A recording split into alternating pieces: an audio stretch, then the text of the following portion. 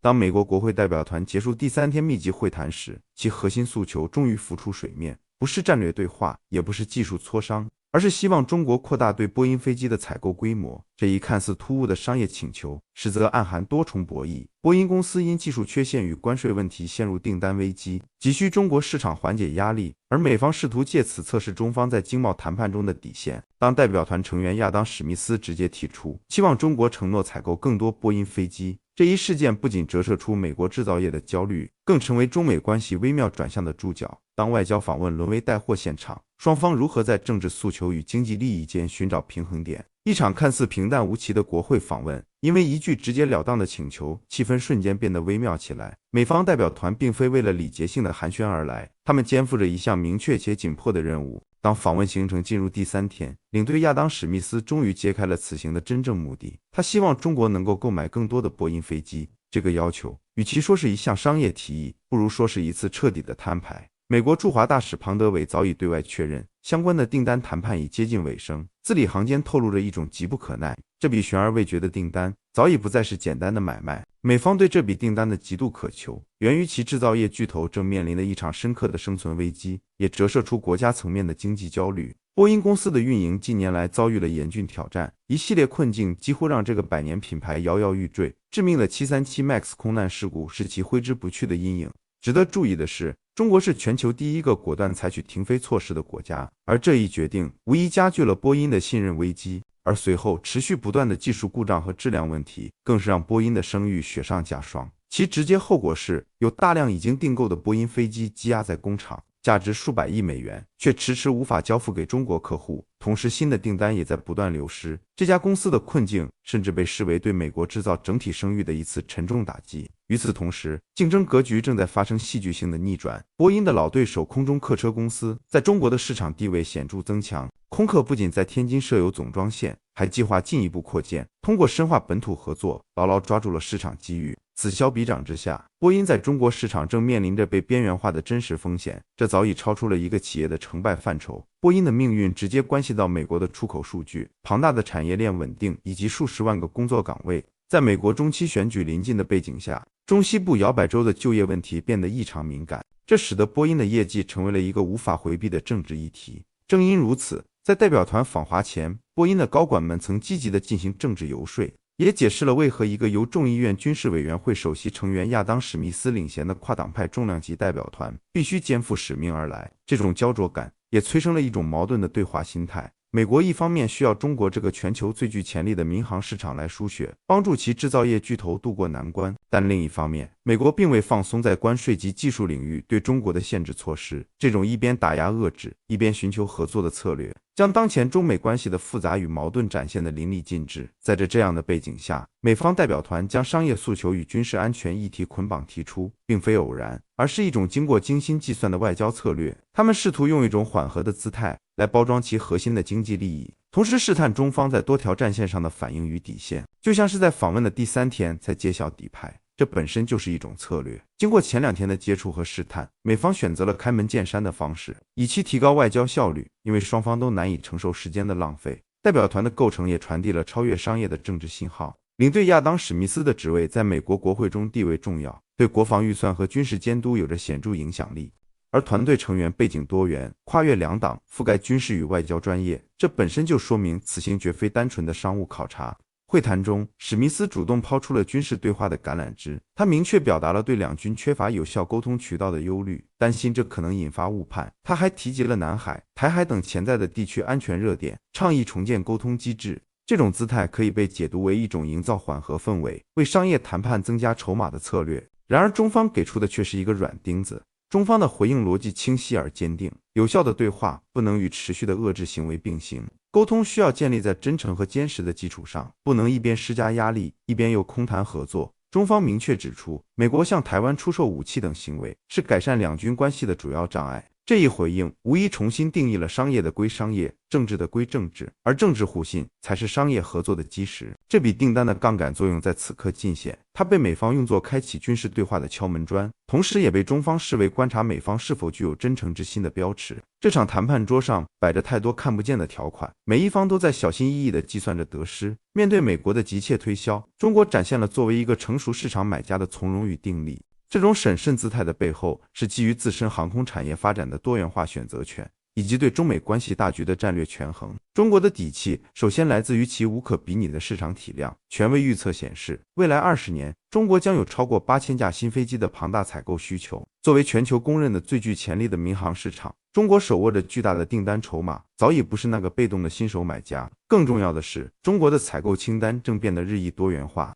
欧洲的空客通过在天津建设并扩张生产设施，已经在中国市场占据了优势地位，成为了一个强有力的选项。另一个不容忽视的变量是，中国自主研制的 C919 大型客机已经投入商业运营。C919 的出现，标志着中国在航空制造业自主化方面的战略进展。它为中国的航空公司在机队构成上提供了更多样化的选择。因此，中方在回应美方请求时，明确了其理性的决策标准。同时，中方也将地缘政治，特别是中美关系的稳定性，作为一个关键的风险评估因素纳入考量。而对于美方的请求，中方采取了既不立即接受，也不明确拒绝的审慎态度。中方重申了其对外合作的基本立场，即合作共赢、互利互惠。这个回应传递了一个异常清晰的信号：中国的采购决策不会屈从于外部的政治压力，也不会因为对方的单方面需求而草率下单。而这笔订单能否落地，很大程度上取决于美方是否愿意在中国的核心关切上展现出应有的诚意。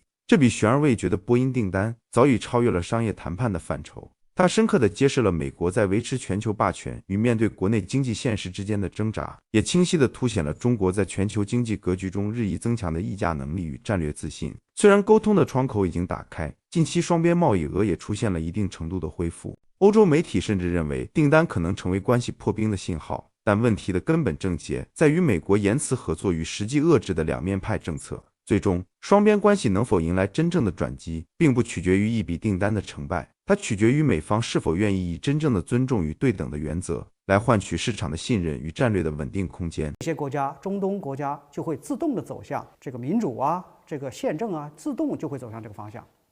但实际上，这忽略了它内在的其他的权力组织架构，尤其是宗教。在这样的一种思路之下，一旦你铲除了独裁者，那么我们来设想一下，整个局面会发生什么变化？阿拉伯世界是一个没有完成工业化的这样的一个社会，也就是在城市之中，资本家、商人和中产阶级这个阶层的力量非常的薄弱，或者叫非常脆弱。当你铲除了独裁者之后，这些人中间的佼佼者可以去瓜分独裁者所控制的那些经济资源，这是没有问题。但是他们不能够控制军事力量，所以他们的统治权力实际上是远远赶不上独裁者的。这个时候呢，部族领袖部族领袖是另外一大块，但他的问题是，他这个一个部族的人数是有限的，每个部族领袖他的控制力也是有限的。那么除此之外，宗教的势力就变得非常的强大了。为什么呢？宗教的势力是跨部落的，是跨部族的，是横跨国家，甚至横跨一个地区的。比如说逊尼派，比如说什叶派，它都是横跨很多地区。在没有强权、没有强人压制之下，在一个过渡社会过程中，宗教势力一定是最后的赢家，因为它可以跨种族、跨部族。那么这个时候，它的势力就会迅速崛起，来填补强人留下的权力的空白。那么除此之外呢，在宗教势力中，也就是在一个转型社会中，一切都很混乱。在混乱的社会中，哪股力量最容易引起大家注意啊？那就是嗓门大的说话狠的，然后行事非常极端的也就是这帮人特别容易拉到粉丝。这就是宗教势力中间的极端势力会成为最大的赢家。所以我们会看到这种现象的出现，实际上是美国在打倒这个萨达姆、策动伊斯兰地区的这个所谓阿拉伯革命之前，他对这样的结局是没有预料的，或者说超出了他的想象。他以为打垮了萨达姆，阿拉伯人就会把他当成解放者。实际上你会发现，几年下来，情况已经说明了这种判断是错误的。推翻了萨达姆，最后的影响是什么呢？宗教势力，特别是宗教中间的极端势力伊斯兰国崛起了。这些人不仅不是亲美的，而且是反美的，而且是极端反西方的。所以他们在中东势力的做大，这让美国非常震惊，因为他们以前没有考虑到宗教因素。所以我们看到整个阿拉伯世界现在出现了一个向历史传统回归这样的一个趋势。泛伊斯兰主义的理想慢慢的消退之后，剩下的是强人。你产出了强人之后，整个这个地区剩下的就是宗教了所以在回归过程中，我们会发现美国人现在在反思中东的战略出问题了，出了这么多钱，死了这么多人，打了2场战争，结果呢10几年下来没有搞定塔利班，然后在伊拉克呢恐怖事件此起彼伏这个事情就没有最后成功，军费开支越来越浩大，最后怎么办？美军只有撤退了。他一撤退，广大的中东地区出现了一个巨大的权力真空。然后我们看到极端势力，伊斯兰国包括以前的基地组织，还有形形色色、各种各样的逊尼派的极端的武装力量纷纷崛起，现在把中东搅的是鸡飞狗跳美国人现在开始反思了，他们已经意识到以前的判断是错误的，不能仅从政治力量来考虑中东的势力平衡，一定要考虑宗教问题。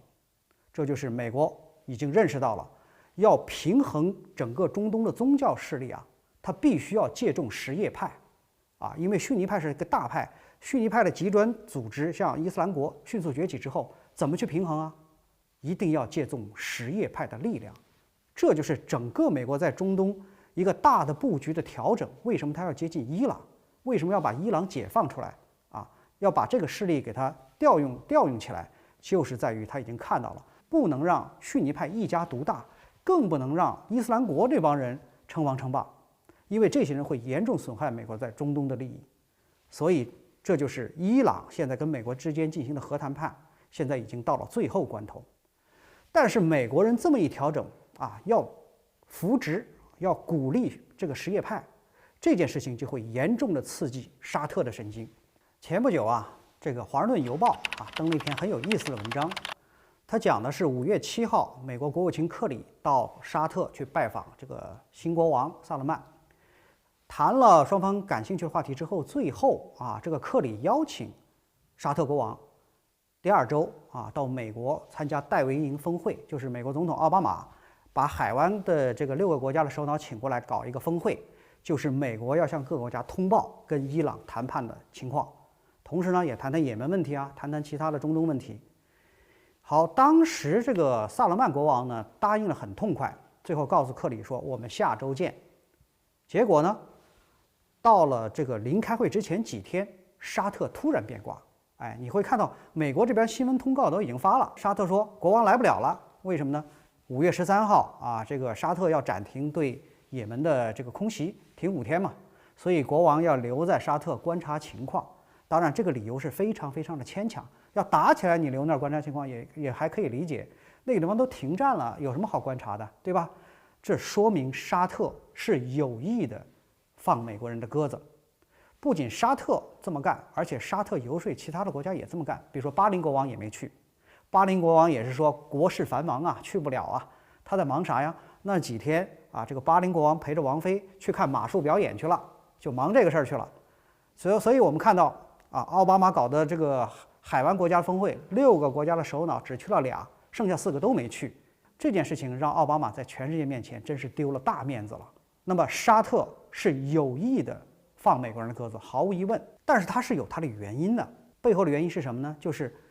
美国跟伊朗这种接近，尤其是在核谈判已经马上要达成最后协议的情况之下，这件事情对沙特的神经刺激是非常大的。现在双方已经达成框架性的协议这一方是伊朗，那方是美国，当然还包括这个安理国的5大常任理事国加上德国是1:6双方谈着框架协议说什么呢？就是伊朗承诺彻底放弃核武器，但是它的所有民用的核设施完全合法，这是以前双方都没有达成的一个重大协议。这个协议它的意义在于伊朗以后可以合理合法的进行民用核设施的建设。这件事情对沙特来说是一个非常非常大的刺激，因为作为交换条件啊，美国要逐渐的放宽或者彻底取消对伊朗的经济制裁和金融制裁，这样的话就意味着伊朗的石油天然气出口会得到一个大规模的提升啊。现在它每天出口石油才290多万吨，如果说一旦取消了这个制裁，立刻就会反弹到400万吨以上，那伊朗的财富啊滚滚而来啊，再加上天然气，伊朗是天然气第2大储备国呀，它这个管子都已经收到巴基斯坦进行一场大规模的战争，打谁呀？首先要选目标，如果打叙利亚，叙利亚那帮人啊已经打了4年内战了，那是正规军呐，那是阿萨德已经豢养了多少年的正规军，而且跟伊斯兰国这边苦战了4年多，可以说是战争经验非常丰富。而且他作为正规军，他的武器装备也很好啊，他还有空军，还有俄罗斯普京背后的支持，你去挑战他，这是一个硬骨头。另外一方面呢，就是胡塞武装，那帮不过是一群这个乌合之众啊，既没有飞机也没有海军，重武器也很少啊，那帮游击队怎么能跟沙特的正规军和10国的力量交战？这个怎么能够取胜呢？所以这叫吃柿子要捡你软的捏。胡塞武装在2个目标之间啊，虽然都是什叶派掌权的这个国家，但是胡塞武装更好对付。所以沙特由于这次的内部的政局的调整，他改变了方向，决定先从也门动手啊。这实际上不仅是一场我们看到的国家与国家之间的沙特与伊朗之间的这种较量，也不仅仅是一种宗教的这种较量，背后它还有一层的含义，这叫王位继承人的奠基之战。兵法上说啊，上兵伐谋，其次伐交。我们看看也门之战，沙特它的这种谋和交都是有点问题的。首先打也门啊，这是我称之为是因怒而战呐，就是因为要这个跟伊朗争，因为伊朗的势力越来越强，特别是美国对伊朗现在采取了宽容政策，这件事情刺激了沙特，这是使它产生愤怒啊，所以它是一种因怒而战。这样一种战略，从谋这个角度来看，它实际上就不是一种最佳的一种状态。其次呢，交啊，它这个大国这种关系也没有做到位。比如说吧，在中东之外有4大力量啊，非常关注中东地区。美国显然是第一个，俄罗斯啊，还有欧盟，包括中国在内，这4股力量实际上都不赞同在也门打仗。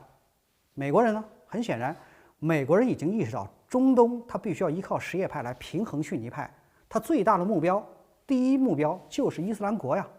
啊，你沙特搞了这么多军队，15万大军，你为什么不把这个军队拿去打这个伊斯兰国呢？你要把你的空袭，把你的这么强大的陆军拿去对付伊斯兰国，那帮人不就早就剿灭了吗？所以美国人从骨子里面就不太愿意打这仗。但是他为什么要支持沙特？欠了沙特一个人情啊。2014年要没有沙特帮助美国去打油价，这个油价能掉得下来吗？油价掉下来之后，实际上是把普京给困住了。但是沙特自己也亏损严重啊，他的这个财政赤字暴涨，因为他也是靠石油出口啊，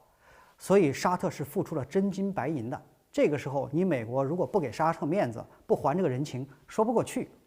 所以美国不愿意，但是勉强支持。怎么支持呢？我就分享情报吧，给你搞点后勤，这是美国人的态度。俄罗斯人呢？俄罗斯当然不愿意了，因为这个伊朗是俄罗斯的铁哥们儿，对吧？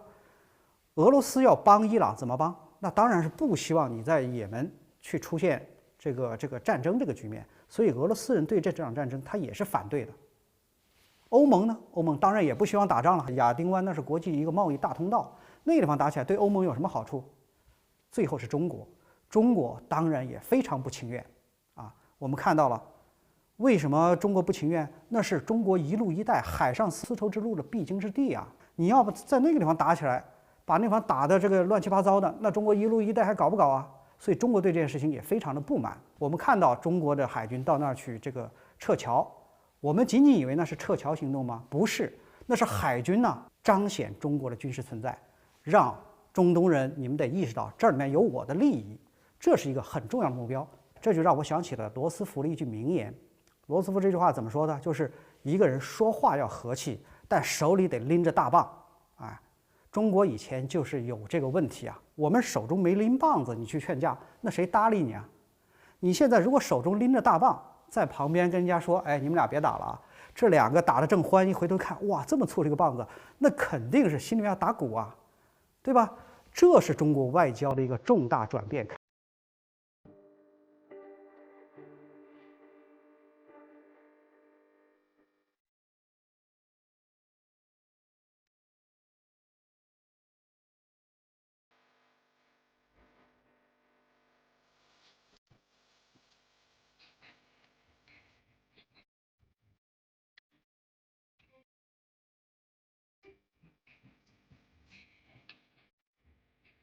好，我们最后再来看，在这股力量中还有一个国家是伊朗。伊朗，我觉得现在它的位置啊，或者说它的态势非常有利。为什么？美国人要利用伊朗，利用他的什叶派来平衡逊尼派，所以他一定要重用伊朗。美国人在跟他抛媚眼。欧洲人呢，当然是这个眼巴巴的看着伊朗的石油和天然气啊。非常希望伊朗的天然气尽快能够卖到欧盟，赶紧解除制裁吧。我们不想再被俄罗斯掐住我们的脖子了，所以欧盟也向伊朗抛媚眼。俄罗斯跟伊朗自然是铁哥们儿，这不用说了。中国对伊朗呢，现在关系也是处得非常好。为什么？我们的天然气啊，我们的天然气需要伊朗这个供应啊，因为伊朗是天然气第2大储量国。而且中巴经济走廊修的天然气管道到了瓜达尔，我以前说过这个问题。第2个原因，我们的陆地丝绸之路啊，一定要经过中亚5国之后，伊朗是必经之路啊，通过伊朗才能到土耳其，才能进入欧洲。所以只要搞丝绸之路，就一定要跟伊朗搞好关系。所以伊朗现在是4大强国都在挺它。哎，这如果是打牌的话，好比手上拿着大小王和4个2，一把好牌，他想不升级都难呐。所以伊朗这个地方啊，它被封闭了斯坦边上了。现在美国一旦取消对它制裁，立刻就开始输气。这样的话，整个它的这个能源外汇收入滚滚而来，意味着什么？意味着它只要有了钱，未来它如果坚持搞核武器开发，谁能挡得住？这件事情对沙特的刺激非常大。第2件事情也是让沙特很不爽的，就是美国为了这个去跟伊朗搞好关系。实际上是放纵伊朗直接出兵进入了伊拉克，这件事情让沙特也是非常的气愤啊。所以我们现在看到伊朗的革命卫队啊，2000多精锐之师啊，还有一大批能征惯战的这种将军，现在已经战斗在伊拉克的第一线，跟伊斯兰国打起来了。而且伊朗的军旗直接飘扬在巴格达的上空啊，所以电视这么一转播啊，伊朗的军旗在伊拉克上空飘扬，这个电视镜头转播到伊朗的国内，伊朗老百姓激动的热泪盈眶啊！我们伊朗人，我们是波斯人呐，是居鲁士大帝的后代啊！我是世界之王，这句台词最早的出处既不是电影《泰坦尼克号》，也不是音乐剧《罗密欧与朱丽叶》，而是2600年前。原话是：我居鲁士，世界之王，伟大的王。居鲁士凭啥这么牛叉，居然敢称世界之王？古代西亚有一个叫米底的国家。国王把女儿嫁给了波斯王子，但是在女儿怀孕的时候，国王梦见了女儿的肚子长出葡萄藤，覆盖了整个亚细亚，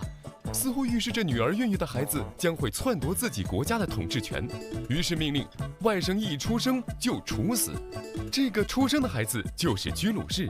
幸运的是，执行命令的大臣将他交给了一个牧人处理。恰巧牧人刚诞生的孩子去世，于是来了一招狸猫换太子，收养了居鲁士。10岁的居鲁士有一次揍了一个官二代，事情闹到国王那里去。调查后，居鲁士的身份就曝光了。这一回，老国王听取了身边人的建议，没把居鲁士怎么着，反而送回波斯当王子去了。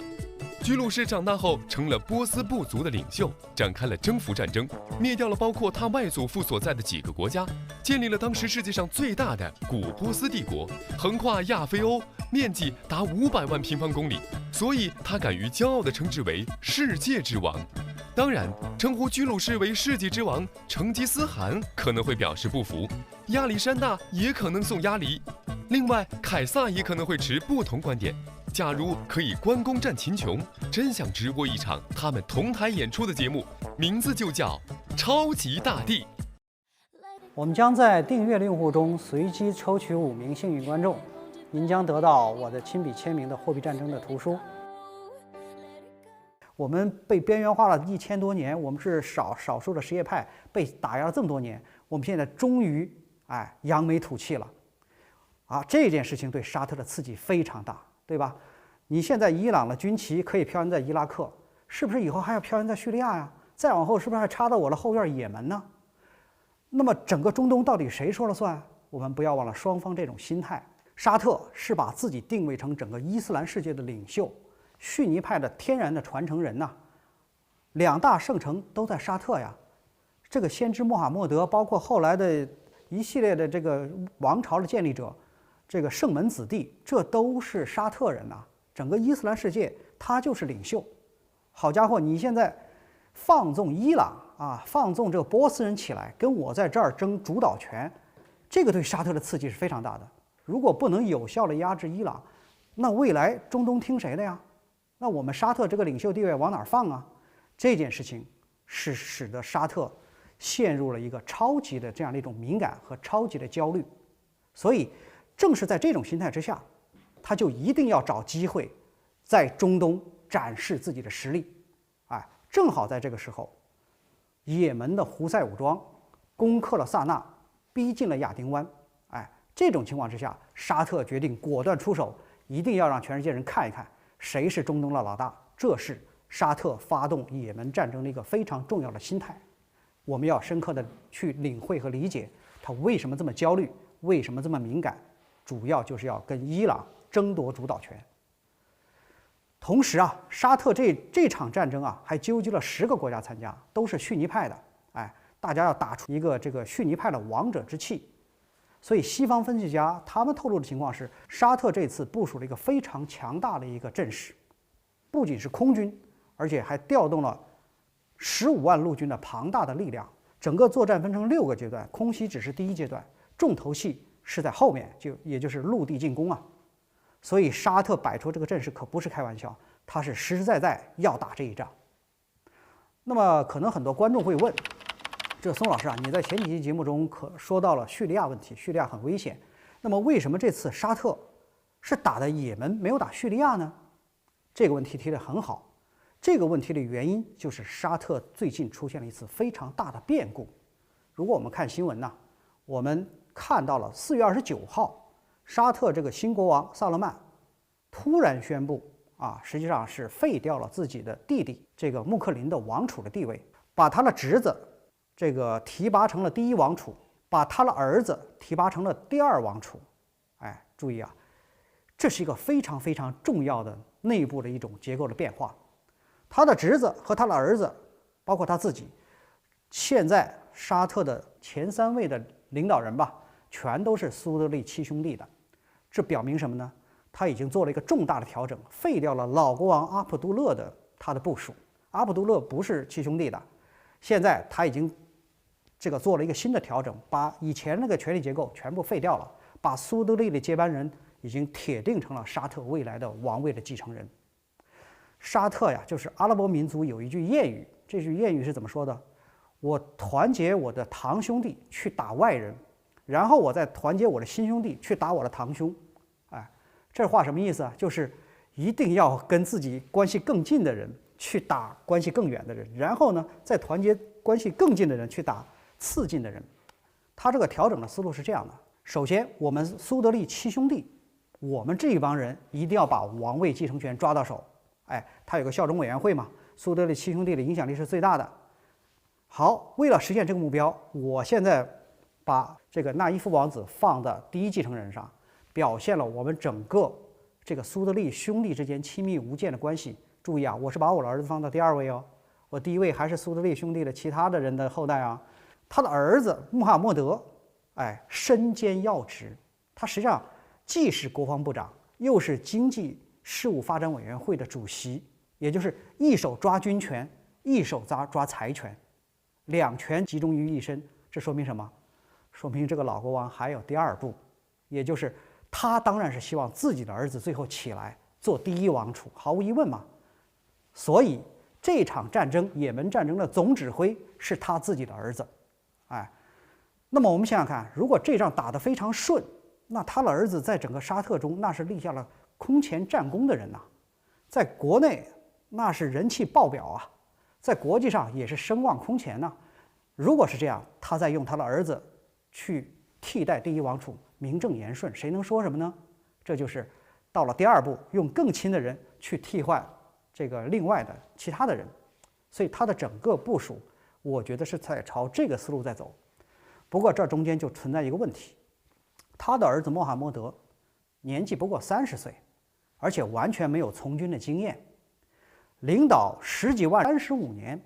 现在一旦是美国制裁解除，他立刻就开始改革开放了。这个地方商业机会之大，可以说是全世界最大的一块价值洼地。4个大国如果都不赞同你打仗，哎，你这个谋和交是肯定会出问题的。所以我们看到沙特打这个仗一开始就不顺利，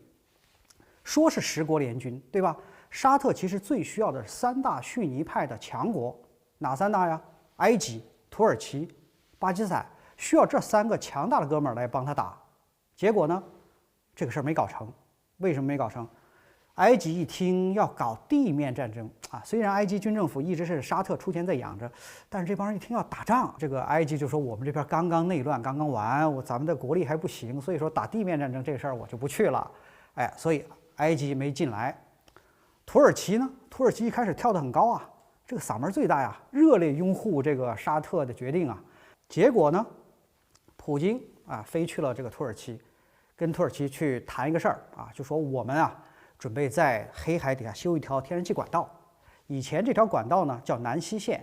是从黑海通向保加利亚的。现在俄罗斯说我们准备改道了啊，我们准备从黑海直接修到你土耳其，哎，通过土耳其就是它欧洲部分叫色雷斯地区，通过你们土耳其呢，然后这个管道再延伸到希腊，通过希腊再经过亚得里亚海到意大利。哎呦，土耳其听这是天上掉馅饼的好事啊，这意味着每年多收入几十亿美元呢。哎呀，这个事儿这好事儿啊，那我们来谈生意吧。哎，所以一跟普京一谈呢，结果对沙特的支持的声调降了8度。那么这个管线，俄罗斯人为什么要修这个管线？其实普京是个战略高手啊，他修这个管线有2个目的，第一个目的当然是帮助伊朗，哎，这个第2个目的也是为了他自己。他修这条管道的主要目的是为了颠覆欧美人搞的另外一条管道。另外一条管道呢，就是美国和欧洲人想搞一个，在这个里海附近阿塞拜疆修一条横贯土耳其的管线，然后进入欧洲。这条管线的主要目标是为了让欧洲摆脱对俄罗斯天然气的依赖。但是俄罗斯这么插了一杆子之后，这个事儿可能要把他们给搅黄了。本来这条线他们策划得很好，阿塞拜疆未来再连上土库曼斯坦，在里海海底再修一个管道。这样的话，把中国的这个天然气也分一部分啊，往这个欧洲来。中国当然也不愿意，所以俄罗斯插这么一脚之后啊，从俄罗斯来的天然气当然成本低，它距离近嘛，同时呢，它的量还足够。好，既然有了这条管道，那为什么土耳其和这个欧洲这新的管道再修就没有意义了嘛？拼不过嘛，所以这条管道就很可能被废掉。所以俄罗斯普京这个人啊，一鱼两吃啊。既拉拢了伊朗，哎，帮助了这个什叶派的小兄弟，同时又干掉了自己的竞争对手。所以我们看到土耳其这段时间很欢呐。首先跑到了希腊，跟希腊人谈，哎，我们这管子要从你这儿过。注意啊，希腊和土耳其关系以前一直非常僵的，但是呢，现在伊拉穷得叮当响，马上就要断队了。土耳其人跑到这儿来给你送大饼，你能拒绝吗？所以两人谈得火热。土耳其人到了希腊之后，哎，谈完之后，现在又飞到莫斯科，又去找普京谈落实细节去了。所以我们看到，由于大国不支持，在中间给你插一杠子，你想组织联军，恐怕不是那么容易的。土耳其人后来又去跟伊朗人谈，为什么要跟伊朗人谈？因为土耳其的石油是靠伊朗来进口啊，他自己没有石油。伊朗人说：“你怎么能够去支持沙特打也门呢？”哎，土耳其说也对哈，啊，这个我们因为石油是你给我供给，我如果跟你吵起来，最后你把我油给掐断，我怎么办？所以我们看到，在这个地缘政治格局之中啊，土耳其的天然气要靠俄罗斯，它的石油要靠伊朗，所以跟伊朗人见了面之后，不仅是降8度的问题，它整个就变调了。跟伊朗人谈完之后，发表了这个声明，就是要支持也门问题和平解决了。所以土耳其没有进来，没有参战，现在反而支持和平解决，这个让沙特非常的生气。再看另外一个大国巴基斯坦，也是逊尼派大国。巴基斯坦以前也是靠沙特来供养2012年，沙特给这个巴基斯坦提供了15亿美元，让他修管道嘛，让他去买石油嘛。所以沙特就说：“我养了你这么多年，意思就是说，当我出现问题的时候，你哥们儿得伸把手啊。”结果巴基斯坦呢，这回议会一听要出兵要打这个也门议会当场就否决了。他们这巴基斯坦表态是怎么表的？除非沙特主权受到了严重的危险，如果是那样的话，我们巴基斯坦一定出兵。这是耍滑头嘛？沙特气坏了，为啥？胡塞武装那几个鸟枪，他能够打到沙特吗？那是不可能的事儿嘛！你摆明了就不想帮忙嘛。那为什么巴基斯坦不想帮这个忙呢？这中间就涉及到中国的态度了。中国现在正准备投460亿美元修中巴经济走廊460亿美元比你沙特给的多了。中国人什么态度？也门这儿不能乱这是丝绸之路，海上丝绸之路必经之地这个地方一定要和平稳定所以在中国态度的影响下，巴基斯坦是不可能参与这个事儿的。好家伙，这场仗从伐交这个角度来说，3个主要的盟国一个都没来，来的都是一帮这个芝麻绿豆大的小国。这些人其实与其靠他打仗，还不如说拉虎皮扯大旗，还得靠沙特出军费，所有的负担都在沙特身上。所以我们来看，沙特这一仗从一开始并不顺利，然后开始狂轰滥炸之后，本来沙特的情报告诉沙特的领导人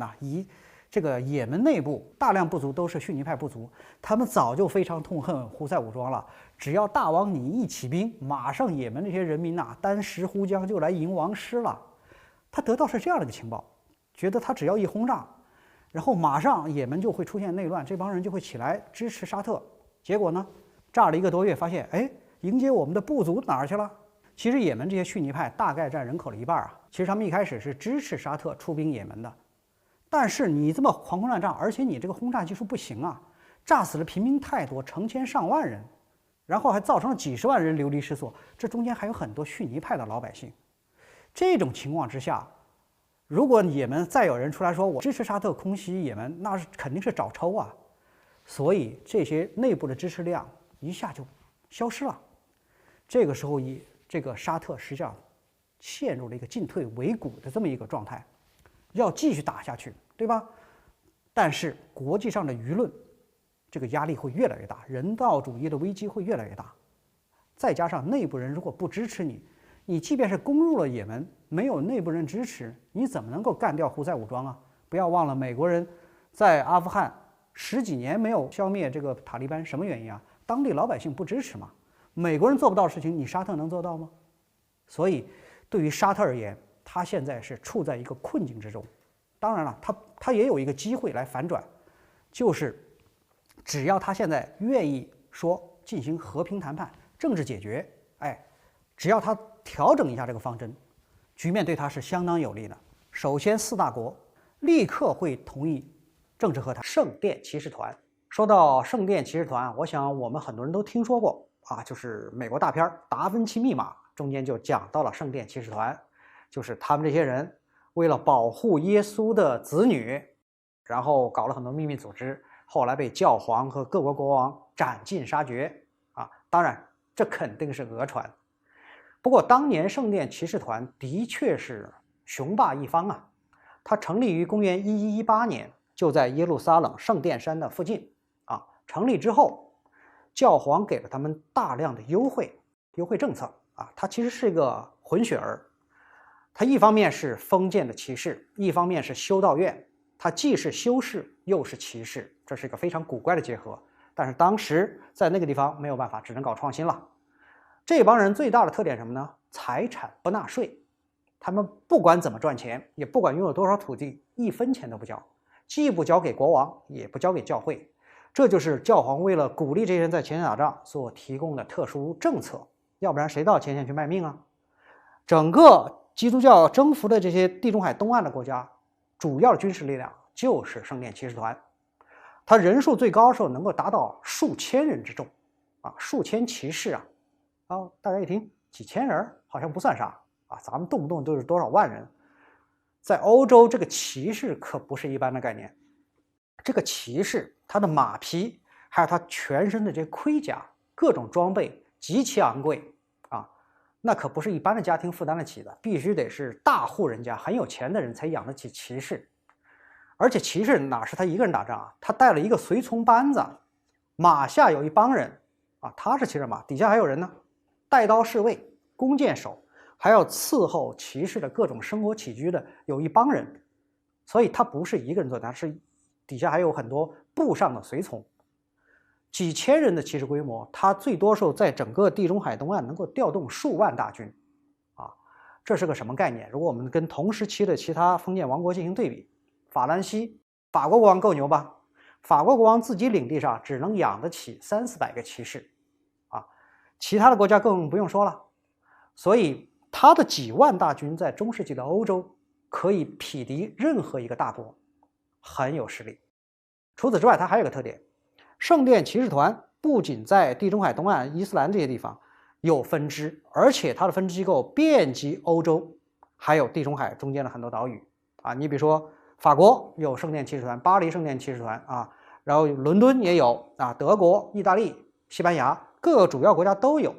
所以它是个遍布欧洲和地中海地区的一个庞大的一个网络。那么在200多年的十字军东征过程中圣殿骑士团通过贸易赚了大笔的钱这笔钱呢，他们用来购买土地、收购资产还从事金融业务等等。所以圣殿骑士团在当年应该说是富甲一方，特别有钱。在整个欧洲，它的城堡，他们所控制的城堡有9000多座然后在欧洲各个国家都有大量田产。你比如说在法国的香槟地区，它就拥有15000英亩的土地，人家帮他做这种庄园的管理工作，而且他们拥有自己单独的独立的军队、独立的警察系统、独立的司法系统、独立的财政系统、独立的税收系统，一切都是独立的。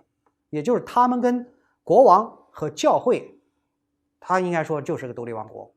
为什么后来人家要灭他？不是因为他保护什么耶稣的子女，而是因为他树大招风，惹急了很多国王和教会的一些人，最后联手灭了他。不过在当年他势力还是非常强大，所以说他应该说是中世纪中间全世界第一个就是武装、金融、地产、贸易的一个复合体，相当强大。当年教皇用他们去押运军饷，这个选择还是很稳妥的，因为圣殿骑士团有自己的海军舰队，有自己的武装力量，他们押运从海上走，这个是最安全的。除此之外，它还有大量的这个分支机构这些分支机构都在做生意，都在做贸易，所以在各地都有金钱的活动。教皇让他们去运这些军饷、金银币，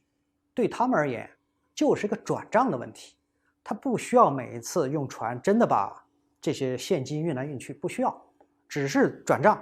转账之后，最后做清算，需要运钱的时候，再弄一艘船去运过去就完事儿了。所以它天然就能够进化出一种远程汇兑的体系。所以你看中世纪历史，你会发现法国国王、英国国王，还有各个地方的这些参加十字军东征的这些骑士们，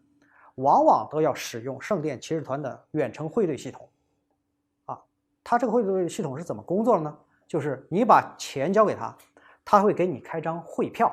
拿到这张汇票，你可以走遍欧洲各地，随时可以取出现金来，只要走到他的分支机构拿钱没问题。这是欧洲人在他们的历史上第一次碰到这样的现象，就是一纸收据跟金银币等价，完全一样，所以汇票就代替了金银币在市场中大量流通这给欧洲人第一次创造出了信用的概念，他们以前没有信用这个概念的，这下子好家伙有了，原来纸跟金子是一样的，它这个信任发生了转移。那么这套体系呢，可能大家会提出一个问题自古以来我们说的信用不就是欠钱吗？欠了钱之后你准时还钱，不就建立个人信用了吗？当然这个东西是自古就有，中世纪出来的不光是信用，更重要指的是信用的流动。你比如说，这套体系汇票它是可以转让的，它是可以流转的，个人信用是在你自己身上而已，它不能够流动。所以这种信用加上它这个流动所产生的新的观念，可以说在这个中世纪创造了真正的一场金融革命，很多国家都受到它的启发。不过说到汇票起源的问题啊，这个问题在国际上实际上是个争论的大热门。有几派人，一派你会看到英国的学者啊、美国的学者、德国的学者，这中间很多人是日耳曼血统的，所以他们主张汇票的发明，这是日耳曼人热爱自由啊，如何他们天生怎么样创造出来的这套体系，所以它发源地是在香槟贸易集市，是在弗兰德地区啊，这是我们经营的地盘。但是拉丁人啊、意大利人，他们就提出他们的观点，说你们那时候比我们落后太多了，这套体系肯定是我们意大利搞出来的，因为我们当时商业贸易很发达啊。然后你会看到还有一些学者可能比较公正，西方学者是说所有这套东西其实都是起源于伊斯兰地区。这话有没有道理？其实很有道理。英文中我们现在国际通用的商业术语，海关、关税、交易、仓储，全部是阿拉伯语言。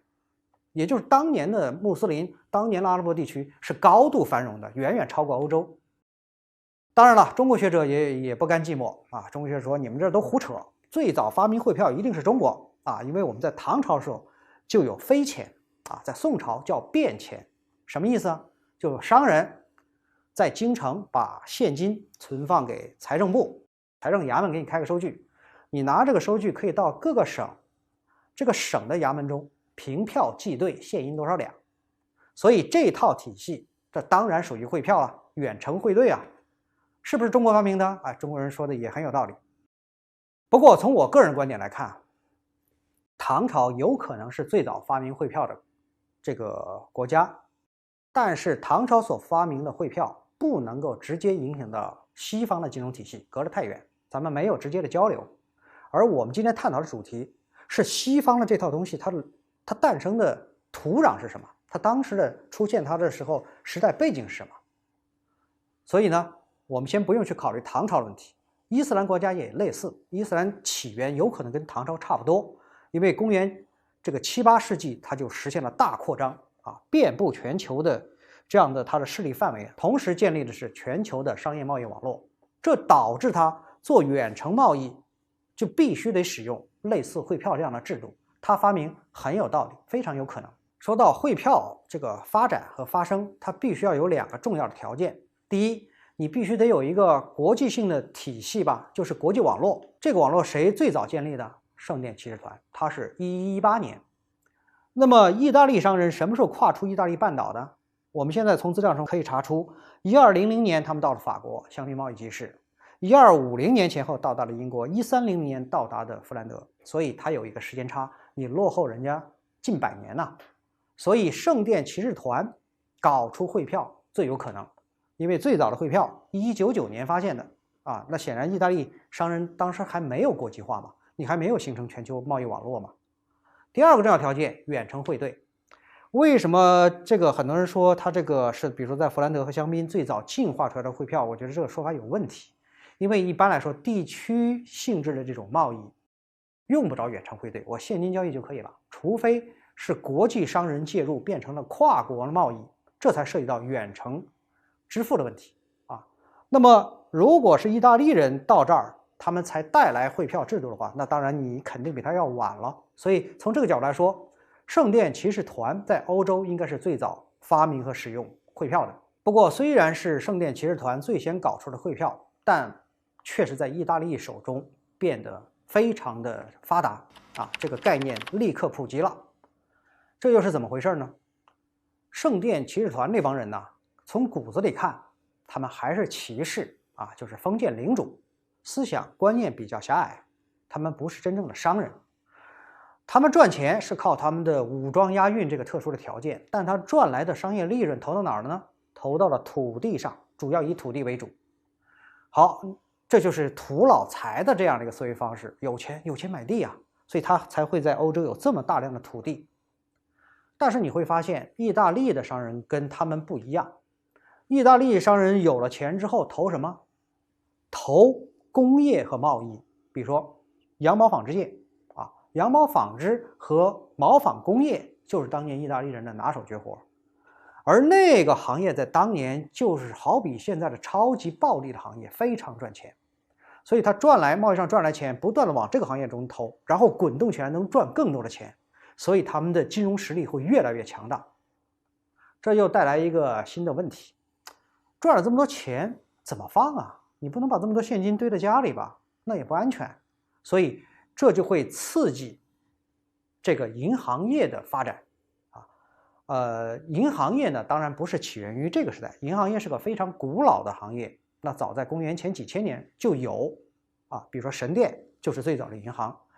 但是银行业在罗马帝国崩溃之后，它就萎缩了，因为罗马帝国崩溃了啊，货币经济萎缩了，大家不用现金交易了，所以那个时候银行当然就没人存钱了，也没法放贷了，越来越萎缩，变成了个经济侏儒。12世纪之后，纺织工业发展起来了，贸易发展起来之后，大量的贸易的滚滚的利润流过来，好，银行业获得了巨大的刺激，开始发展。所以银行业的发展是晚于贸易和毛纺工业的起步的。它最重要的一个发展的地区就是佛罗伦萨啊，意大利的一个重要的城市。佛罗伦萨的银行家，你会发现他们在1250年到1310年这60年中间，获得了一种突然的一种爆发力，不知道哪儿来的一种力量，立刻崛起，而且在60年之内控制了所有基督教国家的信贷。它就牛到这个程度。你比如说举个例子吧，120年前后啊，意大利这些佛罗伦萨的这些银行家，浩浩荡荡的杀进了香槟大集市。11世纪末和12世纪上半叶，随着城市商人的兴起，欧洲出现了大量的集市，这是职业商人们定期集会的场所，是交易中心，特别是批发贸易中心。在大大小小的集市中，香槟集市是最大的集市，它地处法国香槟伯爵领地内。位于佛兰德与意大利之间，以及德意志与西班牙之间的2条交通要道的交叉点上，因此，从意大利运来的东方货物，从英国运来的羊毛，从佛兰德运来的呢绒等货物都在此交易。于是，香槟集市成为全欧性的商业中心，并在13世纪后半叶达到全盛期。